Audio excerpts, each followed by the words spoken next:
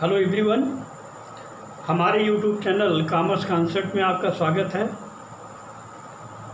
आज जिस टॉपिक पर हम चर्चा करने वाले हैं वो है बैंकों का वर्गीकरण, क्लासिफिकेशन ऑफ बैंक। इसके पहले वाले वीडियो में एक परिचय हमने दिया था भारत में बैंकिंग का विकास, बैंकिंग संरचना का विकास। उस वीडियो को पहले देखने के बाद आप अगर इस वीडियो को देखते हैं तो पूरी पिक्चर, पूरी तस्वीर आपके सामने आ जाएगी और इस चार्ट के माध्यम से भारत में बैंकों के वर्गीकरण को हम स्पष्ट कर रहे हैं। बैंकों का वर्गीकरण, इस वर्गीकरण के अलावा 3 शीर्ष संस्थाएं हैं। नंबर 1 है RBI, नंबर 2 है नाबार्ड और नंबर 3 है एग्जिम बैंक।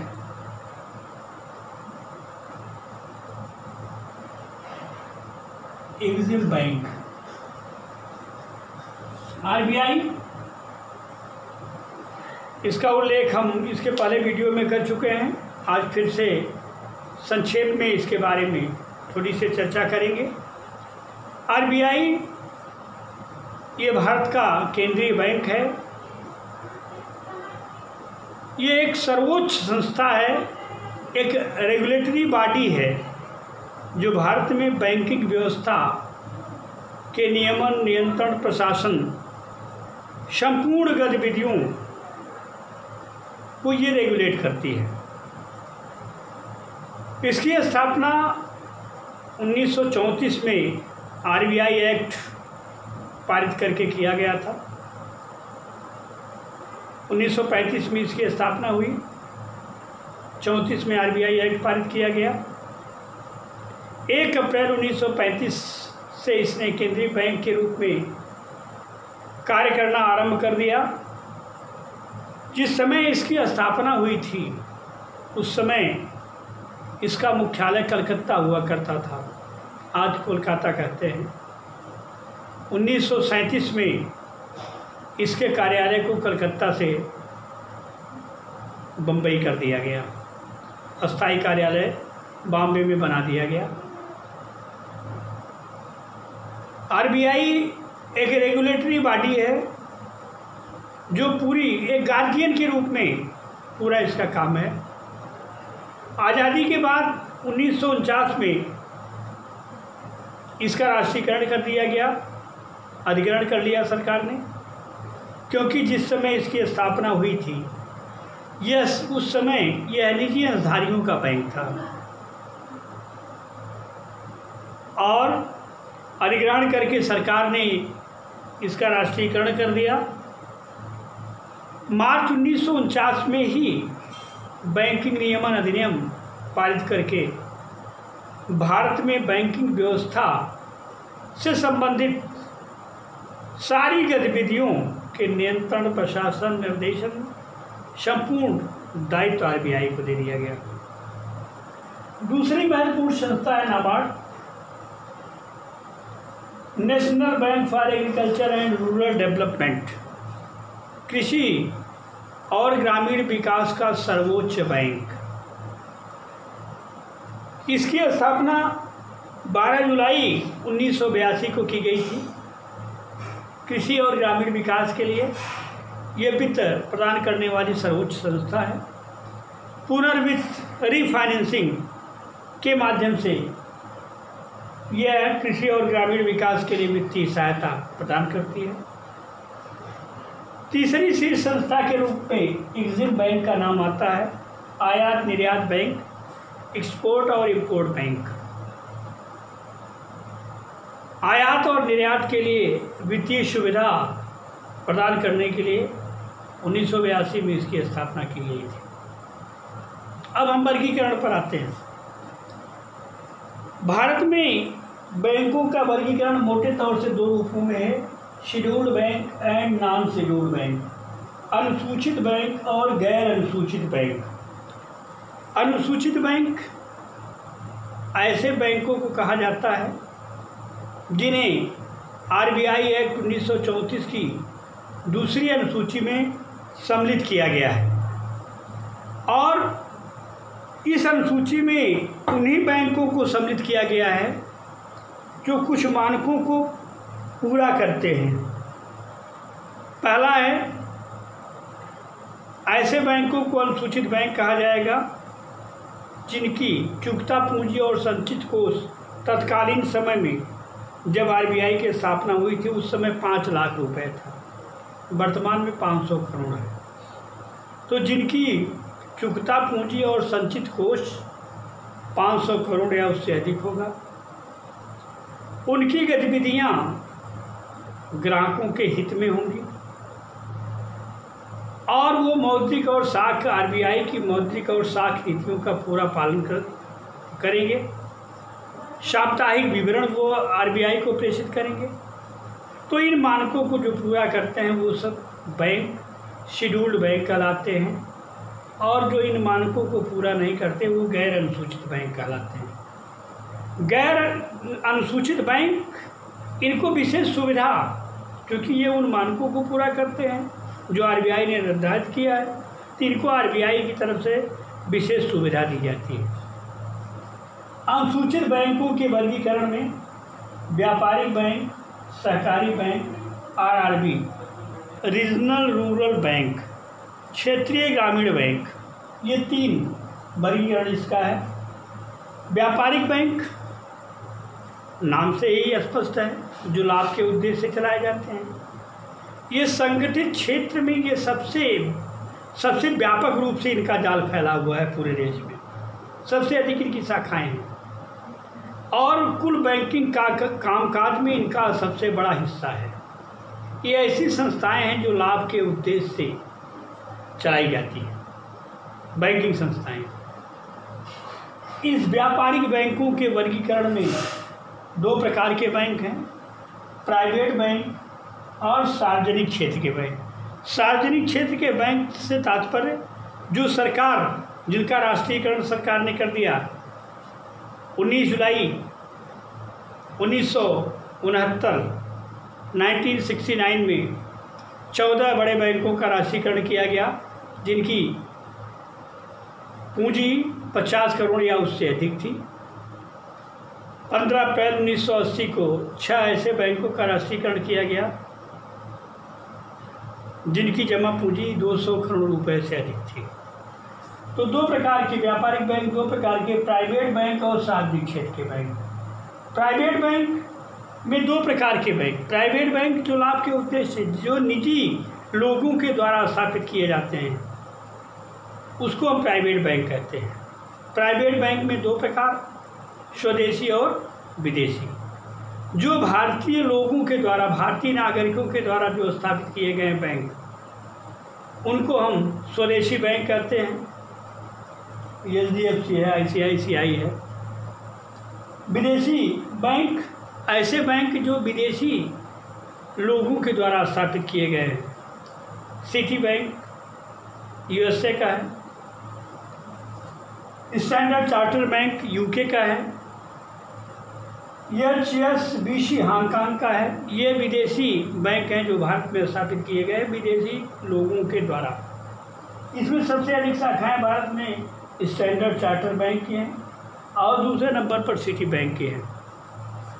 व्यापारिक बैंकों का दूसरा वर्गीकरण सार्वजनिक क्षेत्र के बैंक है। सार्वजनिक क्षेत्र के बैंकों में 2 बैंक हैं, एसबीआई और उनका समूह तथा अन्य राष्ट्रीयकृत बैंक। अन्य राष्ट्रीयकृत बैंक वे बैंक जिनका भारत सरकार द्वारा 1969 और 1980 में राष्ट्रीयकरण किया गया, जिसकी चर्चा अभी हमने किया, ऐसे बैंक हैं। एसबीआई ग्रुप में इंपीरियल बैंक, जिसकी चर्चा इसके पहले के वीडियो में हमने किया है। 3 प्रेसिडेंसी बैंकों को मिलाकर के 1806 presidency bank of Calcutta, 1840 presidency bank of Bombay और 1843 प्रेसिडेंसी बैंक ऑफ मद्रास की स्थापना की गई थी।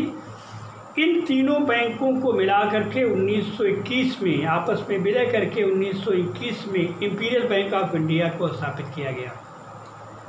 और स्वतंत्रता के बाद 1 जुलाई 1955 को इंपीरियल बैंक ऑफ इंडिया का राष्ट्रीयकरण करके स्टेट बैंक ऑफ इंडिया बना दिया गया। इसी के साथ 1959 में 8 रियासती बैंकों को स्टेट बैंक ऑफ इंडिया का सहयोगी बैंक, चूँकि उन्होंने स्टेट बैंक में विलय करने से इनकार कर दिया, अतः उनको स्टेट बैंक के सहयोगी बैंक के रूप में स्थापित किया गया और यह एक्ट 1959 में पारित किया गया। State bank of India subsidiary bank act 1959, भारतीय स्टेट बैंक सहायक बैंक अधिनियम 1959 में पारित करके सहायक बैंक का दर्जा दिया गया। 8 बैंक ऐसे रियासतों के थे सहयोगी बैंक स्टेट बैंक के। 1962 में स्टेट बैंक ऑफ बीकानेर और स्टेट बैंक ऑफ जयपुर का विलय कर दिया गया। नया बैंक विलय के बाद state bank of Bikaner and Jaipur हो गया। अब स्टेट बैंक के सहयोगी बैंकों की संख्या 7 हो गई। आगे चल करके बैंक ऑफ सौराष्ट्र और बैंक ऑफ इंदौर का विलय कर दिया गया 2008 में। बैंक ऑफ सौराष्ट्र 2010 में bank of state bank of Indore का स्टेट बैंक में विलय कर दिया गया। 2017 में शेष जो बैंक बचे थे उनका भी मर्जर स्टेट बैंक में कर दिया गया।